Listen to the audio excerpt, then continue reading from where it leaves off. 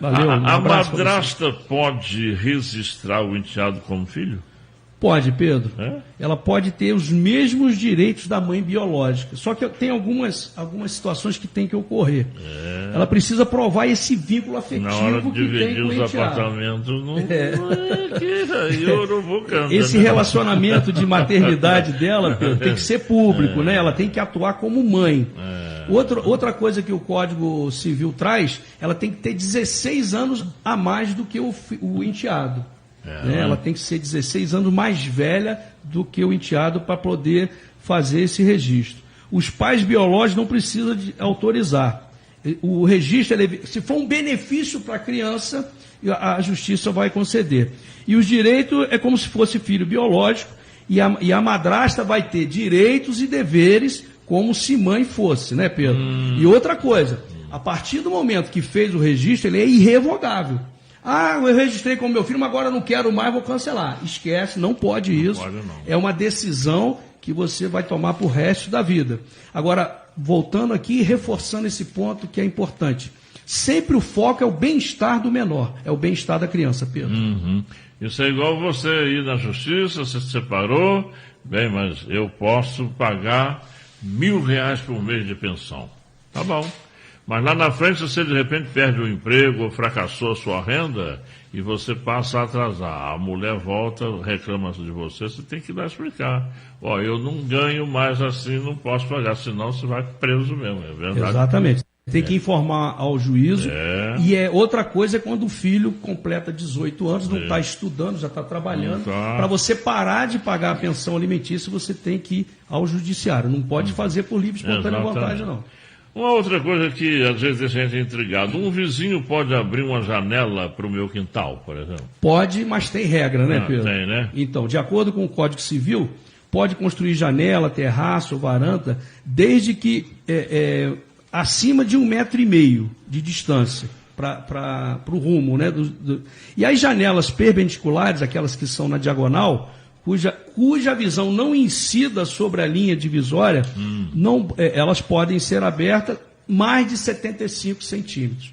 Então, é isso aí. A regra é de 1,5 metro, porque senão, na hora que você for até fazer o habite na prefeitura, essa situação toda, você não vai conseguir. Então, você que está construindo a sua residência, toma cuidado com isso, porque você pode ter um gasto adicional depois para ter que mudar de lugar, né, Pedro? Eu queria que você explicasse agora para a gente sobre o crime de lesão corporal.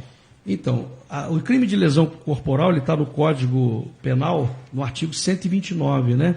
Quer dizer, aliás, não cortando seu raciocínio, eu quando era repórter policial, vejo essas brigas de porrada que tinha na rua, o cara registrava lesão corporal. Fatos, lesão corporal para ficar bom para os dois lados. Né? Então, mas aí depende, o direito depende muito, é isso que a gente tem que explicar. Existem 3 tipos de lesão corporal, leve, grave e gravíssima.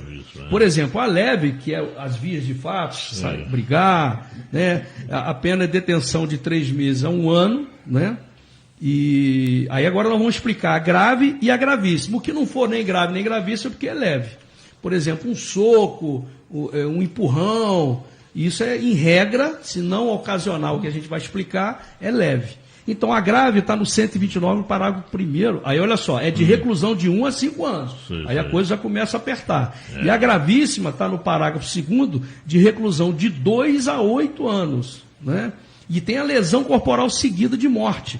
Vamos supor, você empurra uma pessoa, o seu dolo é de provocar lesão. Aí ela cai, bate a cabeça no chão e morre. A gente chama de crime préter-doloso, ou seja, é o dolo no inicial e culpa no consequente. Você não queria matar. Ninguém que empurra uma pessoa quer matar, a não ser que for num abismo, né? Mas estou dizendo, numa situação comum, você não quer matar. Você quer provocar uma lesão na pessoa. E ela bate a cabeça e morre, aí você vai responder pelo dolo no inicial e culpa no consequente. E aí nós vamos explicar o seguinte, olha só. Se ocasionou incapacidade permanente para o trabalho, ou enfermidade incurável, perda e utilização de membro, sentido ou função, ou deformar permanentemente, ou aborto, é uma lesão corporal gravíssima.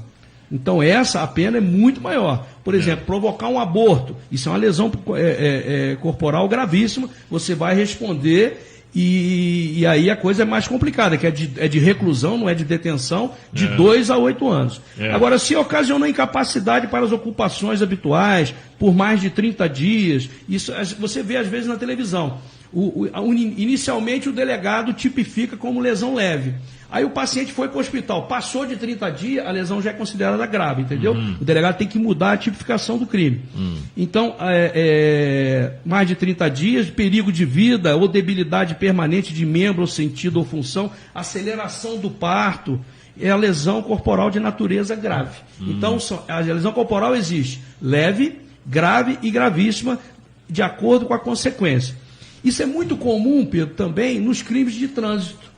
Em regra, quando não acontece o homicídio, né? O homicídio, a pessoa morre lá acontece um óbito, melhor dizendo, por um acidente de trânsito, então tipifica na lesão.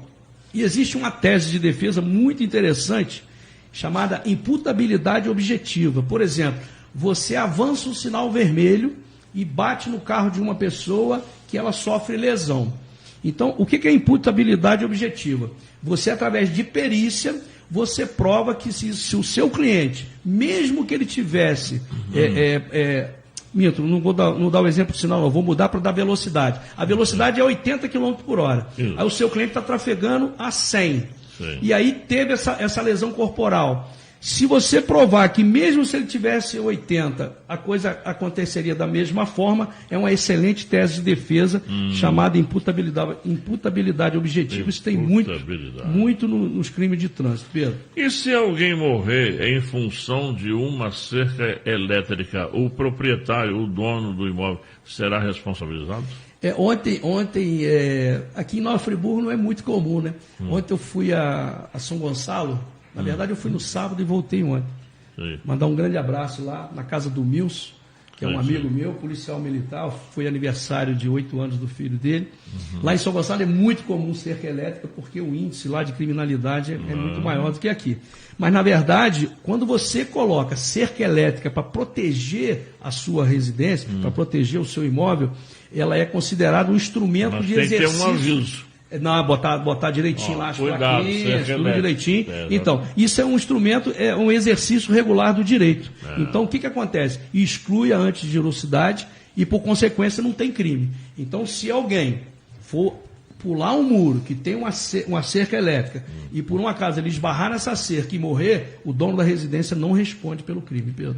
Porque é exercício regular do direito. Ah, é? Exatamente. Agora, é excludente.